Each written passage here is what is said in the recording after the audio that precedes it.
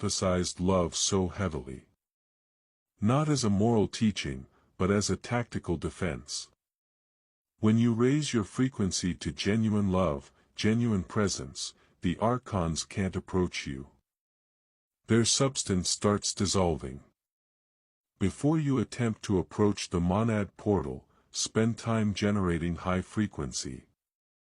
Not fake positivity.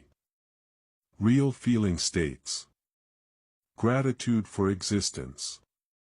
Love for life. Joy in presence.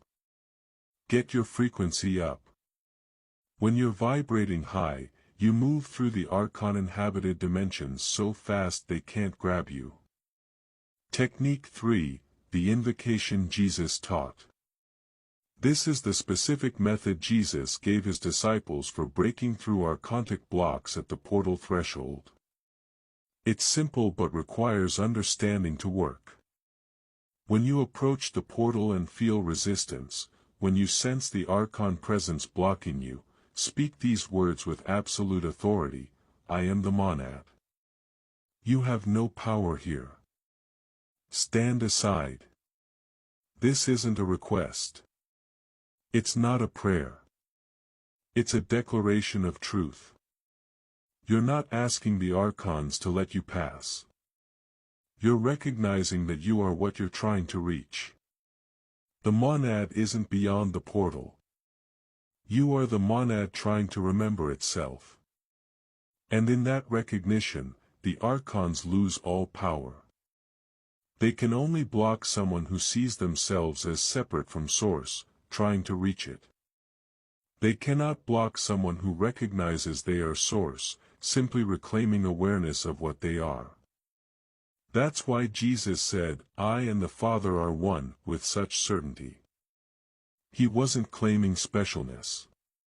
He was stating the truth that dissolves all archontic power. Technique 4, move through, not around. When you encounter archontic resistance, the instinct is to retreat or find another path. Don't. That's what they want. They want you believing they're real obstacles. But they're illusions. Thought forms. Consciousness patterns. When you feel the block, when you sense the resistance, move directly into it. Not with force. With presence. Bring your full awareness to bear on the resistance. Look directly at it. Feel it completely. And recognize it as nothing. Empty. Void of substance. Jesus walked through walls after resurrection. He wasn't demonstrating supernatural power. He was showing what happens when you stop believing in the solidity of illusions. The archons are walls. Mental walls. Frequency walls. But walls nonetheless.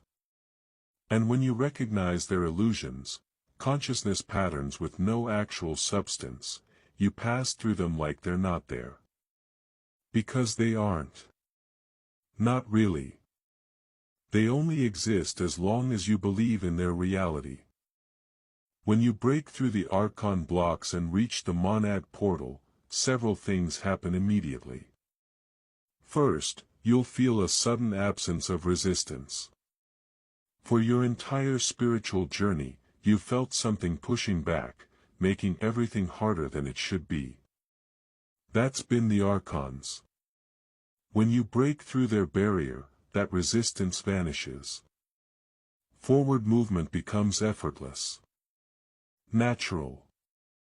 The portal is right there, no longer blocked. Second, you'll understand why they worked so hard to keep you out. The monad consciousness is completely incompatible with their existence. They weren't blocking you out of malice. They were blocking you out of self-preservation. The moment you access monad awareness, you become a threat to their entire dimensional presence. You're no longer a food source. You're a frequency that dissolves them. Third, you'll see how they've been operating through your life. Not constantly, but at key moments. Every time you were on the verge of breakthrough and something happened to derail you.